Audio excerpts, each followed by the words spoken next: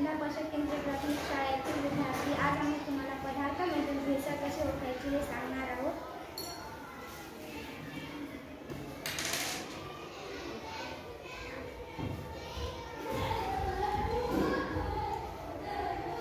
काय घेतलं तू? मिरची पावडर. अच्छा, हो. तर मग ते साहित्य काय काय आहे तुझ्याजवळ? तू काय काय आणलं?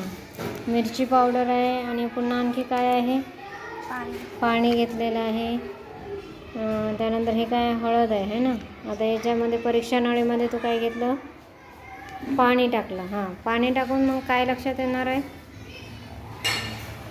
पदार्थामध्ये भेसळ आहे का? हां, आता मिरचीतली भेसळ कशी ओळखायची आपण मग? पाण्याचा लाल थर. हां, जर पाण्याला लाल रंग आला तर त्या मिरचीमध्ये काय आहे?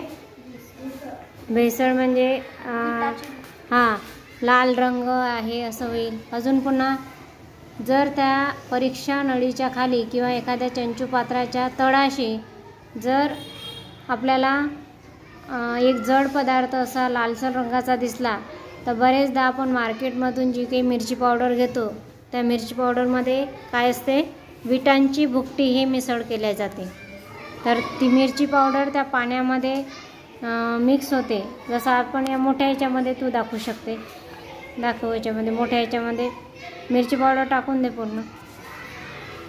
आणि त्याच्यावरून लक्षात येते आपल्याला की या आता मोठ्या या बेकरमध्ये जर आपण ही मिरची पावडर टाकली आणि ती मिक्स करते याने स्टीलने, तर यानेच कर ना.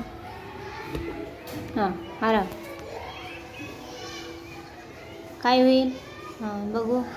थोडंसं हात इकडे कर असं. हां, तर याच्यामध्ये दिसतंय का आपल्याला भेसळ? मिरची पावडर घरची आहे की दुकानातली विकत आणलेली? घरची आहे.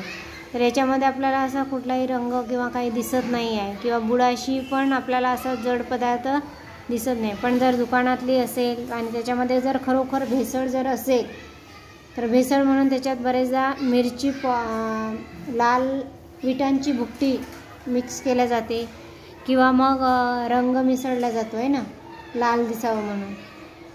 तर याच्यामध्ये भेसळ नाही आहे. तर अशाच पद्धतीनं आपल्याला वेगवेगळ्या अन्नपदार्थातील भेसळ ओळखता येते. जसं हळदीची भेसळ ओळखायची असेल तर आपण काय करतो?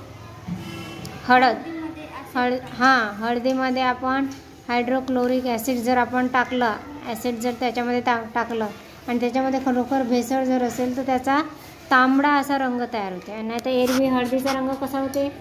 बघा, आता ही प्युअर हळद आहे ना, तर त्याच्यामुळे ही पिवळा रंग क्लिअर झालेला आहे ना. याच्यामध्ये ही घरची हळद आहे ना, प्युअर, त्याच्यामध्ये भेसळ नाही आहे. तसंच रव्यांमध्ये भेसळ असते. काय असतात? लोहकण मिसळलेले असतात. आता रव्यामधली भेसळ जर ओळखायची असेल तर काय करावं लागेल आपल्याला?